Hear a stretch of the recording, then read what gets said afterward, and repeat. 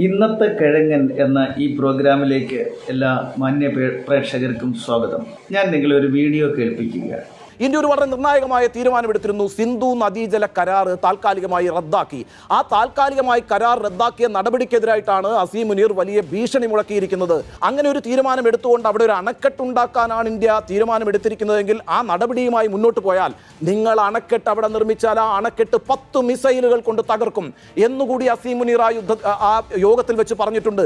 ഇന്ത്യയെ ഇനി ആക്രമിക്കാൻ പോകുമ്പോൾ ഇന്ത്യയുടെ സൈനിക താവളങ്ങളെ മാത്രമല്ല പാകിസ്ഥാൻ ലക്ഷ്യം വെക്കുക, മറിച്ച് സാമ്പത്തിക കേന്ദ്രങ്ങളെ കൂടി ആക്രമിക്കും എന്നുകൂടി അസീം മുനീർ പറഞ്ഞു. അതായത് റിലയൻസ് ഇൻഡസ്ട്രീസ് നിർമ്മിച്ചു വെച്ചിരിക്കുന്ന റിഫൈനറിയെ ആയിരിക്കും അറ്റാക്ക് ചെയ്യുക എന്ന് തന്നെയാണ് അസീം മുനീർ പറഞ്ഞിരിക്കുന്നത്.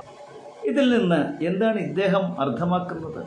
പാകിസ്ഥാന് വളരെ നിസ്സാരമായി ഇന്ത്യയെ ചുട്ടരിക്കാൻ, ശ്മശാന ഭൂമിയാക്കാൻ കഴിയും എന്നൊക്കെയാണല്ലോ.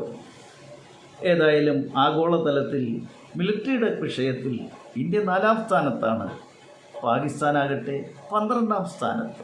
അപ്പോൾ ഇയാളുടെ പറച്ചിൽ കേട്ടാൽ തോന്നും പാകിസ്ഥാൻ ഇന്ത്യയെ ആക്രമിക്കാനായിട്ട് ഇങ്ങോട്ട് വരുമ്പോൾ ഇന്ത്യൻ സൈന്യവും ഇന്ത്യൻ ജനങ്ങളുമൊക്കെ കയ്യും കെട്ടി ഇങ്ങനെ അയ്യോ രക്ഷിക്കണേ രക്ഷിക്കണേ എന്നും പറഞ്ഞ് നിൽക്കുമെന്നാണ് ഈ വിഡ്ഢിയാൻ ധരിച്ചു വച്ചിരിക്കുന്നത്. പാകിസ്ഥാൻ്റെ മിലിറ്ററി അതിൻ്റെ മിസൈലുകളും മറ്റ് സംവിധാനങ്ങളുമൊക്കെ മണ്ണിൽ നിന്ന് പൊങ്ങുന്നതിന് മുൻപ് തന്നെ തവിട് പൊടിയാക്കാനുള്ള ശേഷിയുള്ളതാണ് ഇന്ത്യയുടെ മിലിറ്ററി എന്നുള്ളത് അറിയാത്ത ഒരു വിഡ്ഢിയാനാണല്ലോ ഇയാൾ എന്നുള്ളത് കൊണ്ടാണ്. ഇനി ഒരു പക്ഷേ അങ്ങനെയൊക്കെ അവരാഗ്രഹിച്ചാൽ തന്നെയും ഇന്ത്യയിൽ ഒരു ചുക്കും നടക്കില്ല എന്നൊരു വാക്ക് പറയാനുള്ള സാമാന്യ മര്യാദ ഇയാൾക്കുണ്ടായില്ല. മറ്റൊരു മന്ത്രി പറഞ്ഞു, ജലം തന്നില്ലെങ്കിൽ ഇന്ത്യ രക്തമൊഴുകുമെന്ന്. ഇവിടെ വല്ല രക്തം ഒഴുകിയോ?